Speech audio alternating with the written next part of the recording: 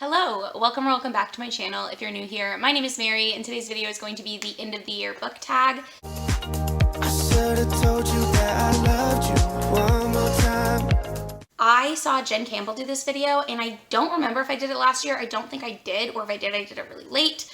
This year I'm getting to it kind of early. It's just September, but also it's already September, which is kind of crazy. People say that time heals all wounds. I will link Jin's video of this and the original creators video down below, as well as all the questions in case you would like to fill them out in the comments, or you can make your own video and let me know that you made it and comment the link to it. Got a nice glass of chamomile, mug, I guess, of chamomile in my Dogwood Arts Festival Knoxville, Tennessee mug that I got from an estate sale. So cheers to whoever died so that I could have their mug. That is upsetting. I probably shouldn't keep that in there. So this tag, like I mentioned, I don't know if I've done it before, but I'm excited to do it now. I read the questions and I don't remember doing them last year, so I probably have not done this. I probably missed the boat on it, but I just wanted to give it a shot. It's starting to be sort of fallish out today, which is really making me realize that the end of the year is upon us. The first question of this tag is, what is a book that you are in the middle of reading that you need to finish before the end of the year? And the only book that I'm in the middle of right now that I like, well, I'm in the middle of a couple things, but the only one that I'm like really in the middle of that I need to finish that I've been working on for a while is Les Mis by Victor Hugo. I joined Victoria at a musical bookworm, and I think Naomi from Naomi's Bookshelf, is that her channel name? I'll link both of their channels down below. They hosted a read-along of Les Mis. And I joined a little late and then never caught up. So I am my copy is 908 pages and I'm on page 715. So I've got quite a bit left. Full disclosure, I've been listening to it as an audiobook, which I don't know if that's the best way to go about this, but it's the only real way that's like feasible for me, because that book is kind of annoying to hold and read, and it's a very long book. Lots of characters, lots of things happening, lots of stuff in French, which I don't speak any French, so it's been very interesting reading it. I am enjoying it, and I know the story Les Mis because I've seen the musical and the like movie adaptation, but I have been working on that now for like 6 weeks. I'm gonna have to renew the audiobook again, and my audiobooks from the source that I got them from, I have rented for like 3 weeks, 21 days each. So every time I renew it, I'm getting it for another 3 weeks. So I'm slowly but surely making my way through that, and I'm tentatively saying I hope I have it done by the end of the year. That's my goal, is to finish it by the end of the year. Ideally, I would like to finish it before September ends. I don't think that's gonna happen, but we'll see. Okay, so the next question is, do you have an autumnal book to help transition to the end of the year? And I have a couple answers for this. First and foremost, I read The Midnight Library this month. Stay tuned for my thoughts. I won't really talk about this in my wrap up either, because this is one of my 5-star predictions. So I've done a separate video where I go into all of my 5-star predictions. I'm doing a separate video that'll go up at the end of the year once I've read all of my 5-star predictions to let you know which of them actually were 5 stars, if any. So this is perfect, I think, for a transition to fall, because it's primarily set in like a rainy town outside of England, or outside of London in England, called Bedford. And if you don't know what this is about, it's about a woman named Nora who decides to end her life, and then when she does so, she wakes up in a library that has a book version of every life she could have possibly lived if she'd made different choices, and she gets to go and see what her life would have been like, basically, and every time she reads a book, she sort of lives the life that she would have had she made the choice that she made in that book, if that makes sense. So I read this because I thought it would be a really good transition to fall book, and I was right. It has a lot of like the moody, rainy England vibes, and then also just the idea of being in like a library, especially like when it's dark out, because I've never been in a library at midnight. That's not true. I have for school and stuff, but like the idea of getting to go to a library, I don't have fond memories of being in a library at midnight. But being able to go to a library in the middle of the night when it's dark out, it's very fall, because like in fall it gets dark earlier. I don't know about where y'all live, but in the wintertime here it gets dark at like 4:30.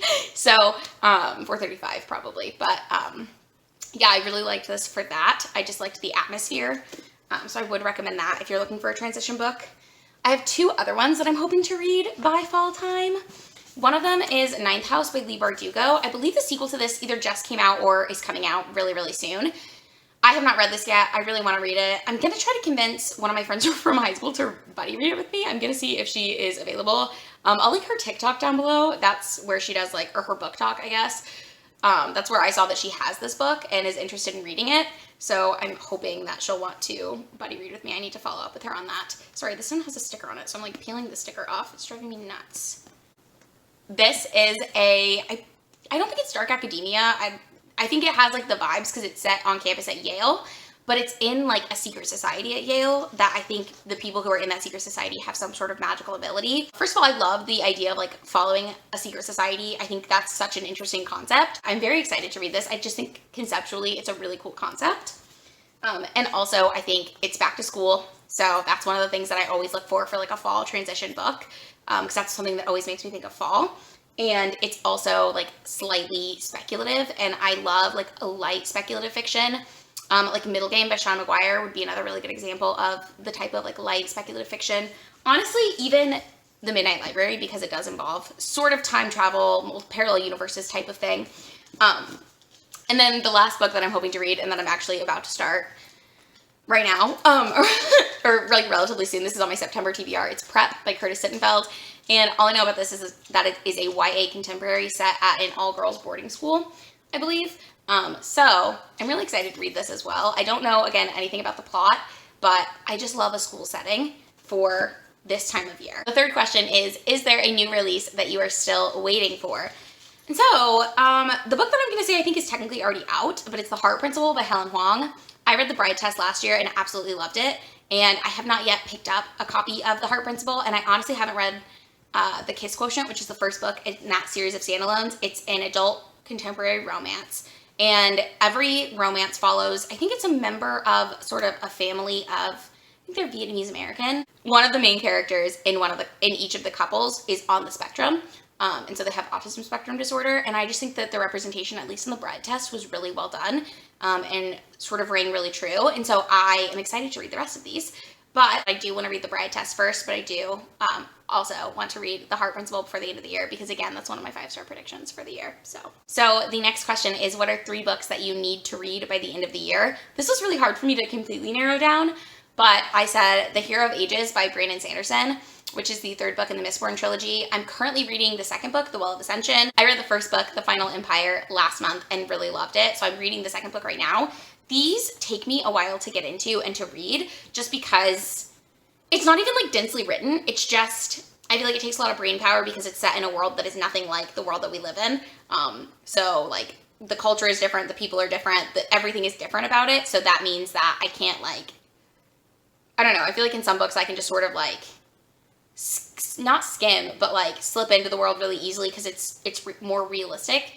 But since this is a fantasy, it's a little harder for me to do that, and I'm not used to reading high fantasy or adult fantasy, so that's part of the reason why. But these are really accessible for people who aren't used to reading high fantasy or adult fantasy, in my experience. But yes, I do want to finish this series by this year so I can start, or continue, I guess, in my read of the Cosmere. If you don't know, I'm reading the entire Cosmere or I'm attempting to, I should say. I'm attempting to read the entire Cosmere in publication date order. So right now, I think I will finish in June 2023, as long as I read one per month. So please pray. Please clap. The other book that I want to finish or read this year is Scythe by Neil Schusterman. This is a really hyped YA dystopian series where they're in a futuristic world and the people in that world have advanced so far that they cannot die naturally. So there are these people called Scythes who are given the ability, oh my god, I forgot my nails look like this. Ignore my nails, okay? Just ignore them. But the people in this world who are Scythes, I think, have the power to kill. And they're the only ones who can kill, so the only way you can die is if you're chosen by a Scythe. That's all I know about it. That's all I want to know about it. I have wanted to read this for 2 years at this point, and I just never went around picking it up. And so I finally got it at a used bookstore, and I'm going to read it. So if I enjoy it, I will continue in that series, and I'm thinking I probably will because I like a YA dystopian. I like the dystopian thing. So I am excited to read that. And then the 3rd book that I want to read is A Deadly Education by Naomi Novik. I read Spinning Silver last year by Naomi Novik, and it was one of my favorite books that I read of the year. That's a standalone fantasy, but A Deadly Education is the start in a series called the Scholomance series, and I think it's set at a magic school, and the premise of the magic school is there's no teachers. You just like fight. If you survive, then you can graduate. So it's like really deadly, thus a deadly education. Book 2 is called The Graduate. So I think that comes out pretty soon as well. I might be getting Alex Stern and that mixed up, actually. I don't know if I am. I'll try to have any information that I don't mention in this video down below. So if you're curious, you can check there in the description box. But I am really excited to read this. I've heard very mixed things, but I've also heard mixed things about Naomi Novik as an author in general. And since I've liked one of her works, I'm fairly confident I'll like A Deadly Education. I did put it in my 5-star predictions as well, so I do need to read it this year. So I guess we'll see, but I really hope I like it. So the 5th prompt is, do you think there's a book that you're going to read that could surprise you and become a favorite? I definitely think that's possible. I don't know, obviously, if that'll happen, because the way the question is phrased is like, do you think there's a book that's going to surprise you? And I don't think I could predict if something was going to surprise me, if that makes sense, because I think then I wouldn't really be surprised, you know? So I don't know, but I hope so. Okay, and the last question is, have you already started making reading plans for next year? And my answer is kind of. So I'm running through a few ideas. I'm doing a Jane Austen buddy read for all of this year, where we're reading all of the books in publication date order. We'll be reading Northanger Abbey in October if you would like to join us. But I want to do something similar to that next year. I don't know if I'm going to read an author's entire backlist and do like a read along that way, or if I'm going to just do like a type of book and just read a bunch of those. I haven't really decided how I'm going to do that. I've been toying with different ideas. I liked reading the Jane Austen stuff because it ensured that I was reading a classic at least every other month. And I would like to read more classics because I feel like they're classics for a reason. I did like doing that. So I'm going to have to talk to people and see. Obviously, I'm going to be continuing in reading the Cosmere. The other thing is I'm going to graduate in May, and then I have to study and take the bar, and then I have to start working, and I'm going to be moving to start my new job. So it's going to be kind of next summer, especially, probably next like April to September, I'm going to go ahead and say, are going to be really, really, really busy for me. So I don't know how much reading I'm going to get done, and I don't know how much I want to commit to, but that's something else that I'm thinking about. But I'm not planning my reading right now, but I am starting to think about maybe goals that I might want to set for myself, if that makes sense. But that is it. That is the end of the year book tag. I cannot believe we're already almost in October. October is my birthday month, so I'm very excited. It's also my favorite season. Dang it, you can't see my ghost.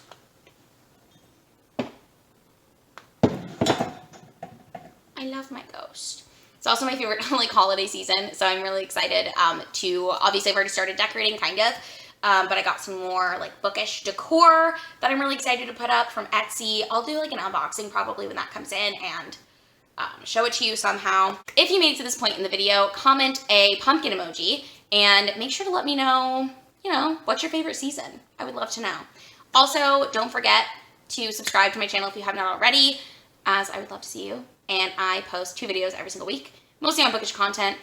Let me know if you have any other types of videos you want me to do. I have some exciting-ish Halloween content coming up, so I hope we're all in for that.